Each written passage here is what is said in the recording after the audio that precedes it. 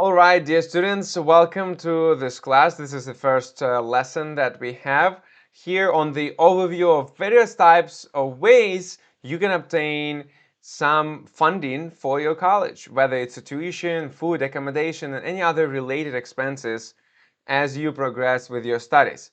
Now, I want to premise this by the fact that you actually can indeed study for free. And I put here the US just because it's hot market, but really we are talking about US, UK, Canada, Europe, South America, Asia. I mean, there are so many universities. Of course, they do have some different requirements per admissions and some logistics and legal aspects, but the premise kind of the same everywhere. Usually you do have to have some merits, you do have to have some tests and exams and some interviews to get through.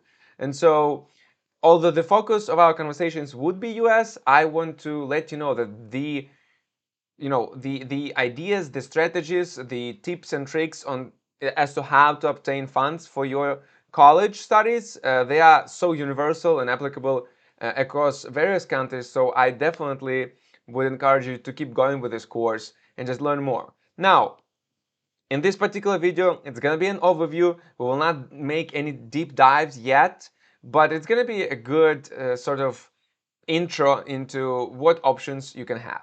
So one other premise to make is that it's not going to be easy, right? You do have to put a lot of effort. So I'm not going to tell you all this sort of ads and lies and marketing type of messages saying, oh yeah, this is so easy, you can easily make it done. Now, it's not easy, but it is possible. So I'm here to help you and actually teach you as to how you can do it.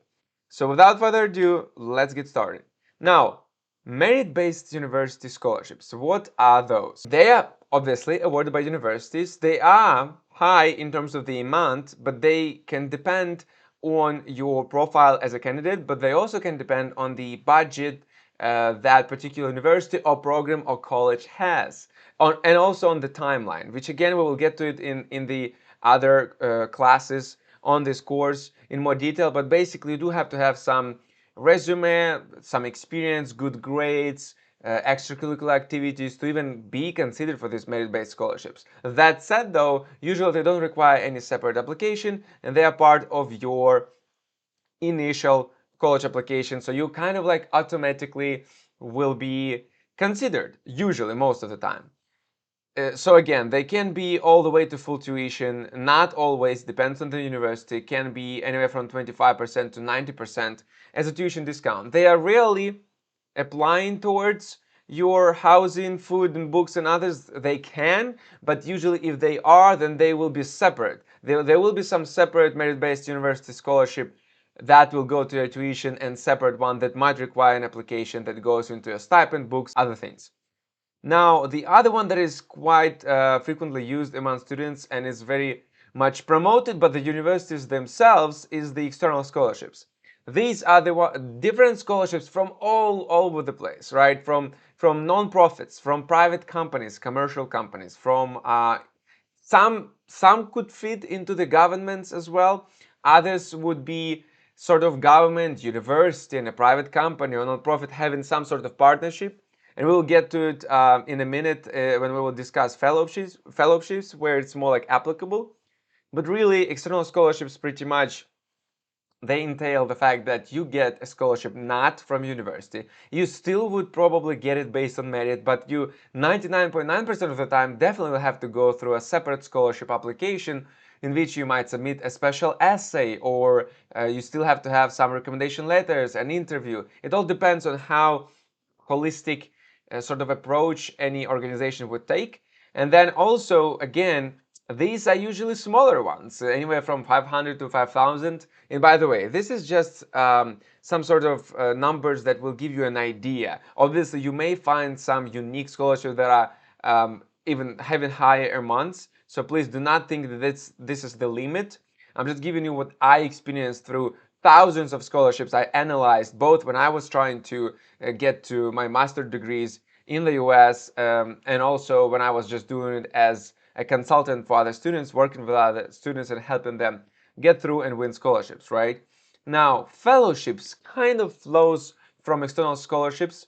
The premise here is that these are more, well thought, created programs where they are more defined. They do cover usually the entire tuition, plus they might give you some additional stipend, depending again on your eligibility criteria, on your university program, and many other things that go into it. But really, one good example is Fulbright program. If you want to study in the US, there are multiple degrees and multiple requirements. That degrees meaning multiple degrees that you have to be considering in order to be eligible for this program. So not all of them though, but then they also have a lot of requirements. They definitely will have multiple essays, recommendation letters, interviews, and some other requirements for you to get through. And so you can find fellowships like this across the entire world, quite frankly, in any other country, locally in your country if you're an international student, or if you're a domestic student, you can find those locally in your area, or again, if you plan to study abroad, the same idea. You have to search both in the country you will study in the country, state, city, or if you're not going anywhere in the same place you live in, if you will study there at the local university, you will have to find these fellowships and figure out whether you can apply online, whether you have to have any in-person interaction. Obviously, mostly these days it's all online. Now, you also need to consider what I just told you before, is that some universities and private companies or other legal entities that are not part of university, they can create a partnership where they will put in money together, or university will pull in some other resources, and they will mutually market each other and help each other and maybe commit to a charitable project. And in between, there will be an aspect where the program will be focused on helping somebody get educated and get a college degree. And while one way or another, they will create a scholarship, the so-called fellowship, right? So very interesting one. I highly recommend you to check them out. Now, graduate assistantships and student employment. This one is a big one as well. Basically, student employment can start from bachelor's, but usually this is purview of masters and PhDs, because really in bachelor's, at least when you are a freshman and like first, second year, I doubt you will find a job as per the idea that you will be compensated from university on the premise that you're also a student there. So it might be a little bit more challenging because you are new, you are young. They might think that you're not supposed to go through that responsibility, which I know you might say, well, it does make sense because most students go to college, they're already like 18 years old, or even if you're 17, you obviously can find a job.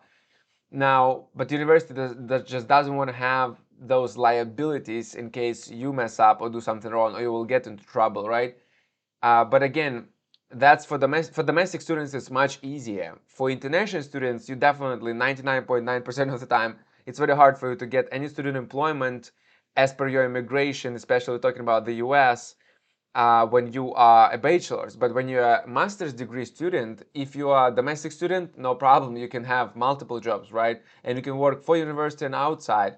And you can get an assistantship that basically the premise of it is that you're working in the university, and for that you're not getting like a full-fledged salary, but you are getting a tuition waiver, which is huge, right? Huge money saver. And then on top of it, you might get like a small stipend, which you can consider salary, anywhere from $500 to $2,000 per month, depending on the location, how big of a university is, program, college, and the that particular department that gives you that assistantship in the first place. Now, the work itself could be sort of working with a professor as a research assistant. You can work at the conference services, a receptionist, fitness center, being a cook in the kitchen. I mean, you name it. There are so many jobs that universities can provide in that regard. Now, for international students, not getting too deep into this, we'll discuss later, but the premise is you do have some limitations. You only can work, if you're F1 student, usually up to 20 hours per week.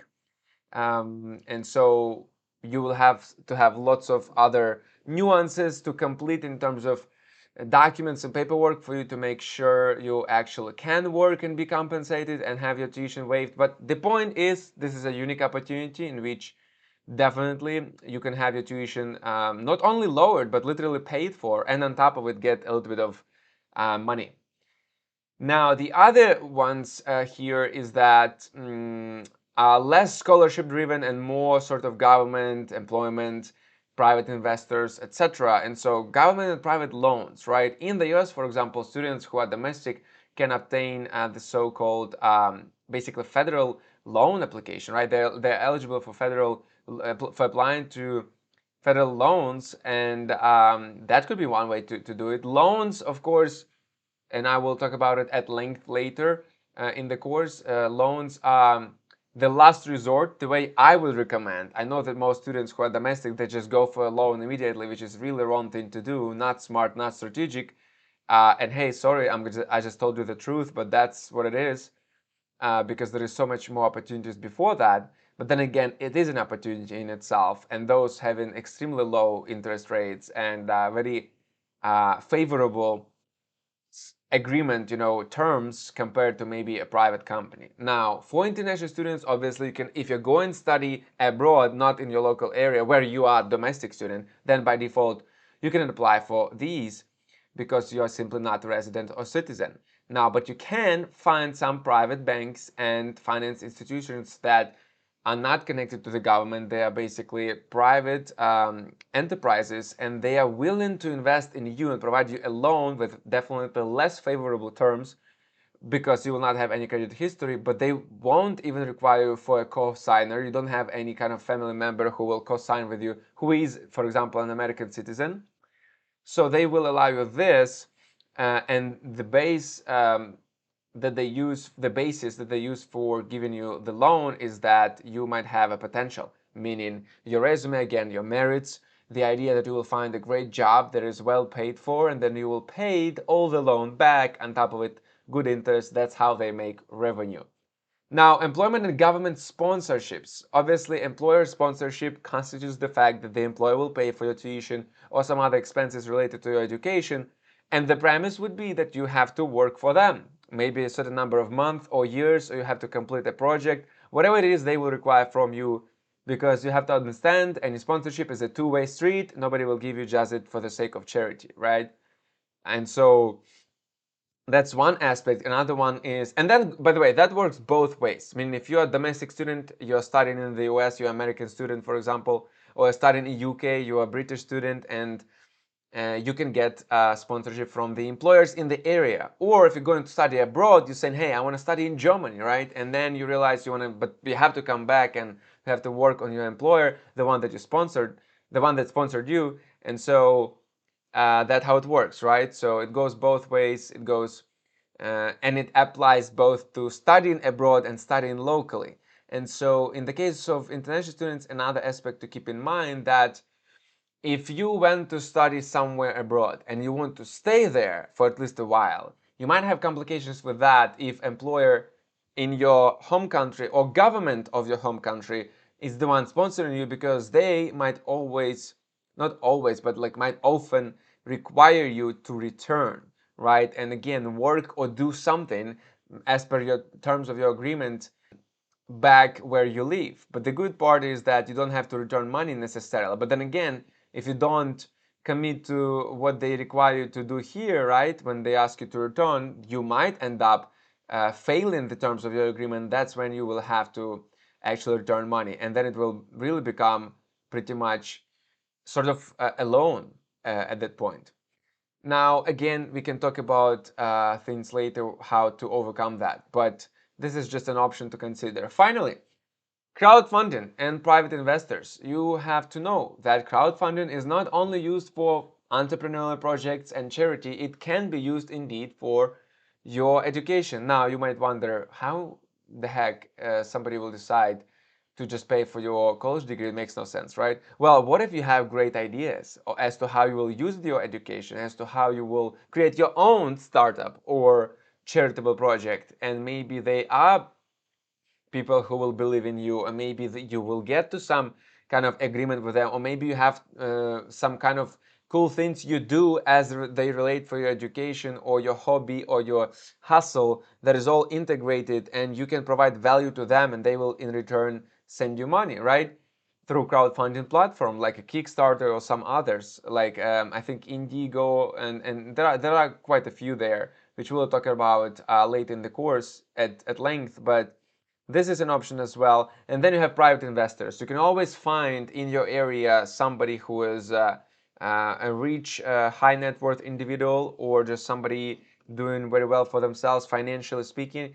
And if they are interested in investing in young, ambitious, and driven individuals, perhaps then you might be one of those individuals. But this is more of a knocking on doors type situation. You will just have to literally go find those investors, which will be extremely hard for you to get in front of, considering that you are simply a student trying to figure out your life, while investors are super busy people doing their business, right? But again, this is a networking type of situation where you have to just learn how to network and perhaps garner attention and get in front of some people who might pay for education as well. Which, by the way, they will still require you to give them something in return because, again, it's a two-way street.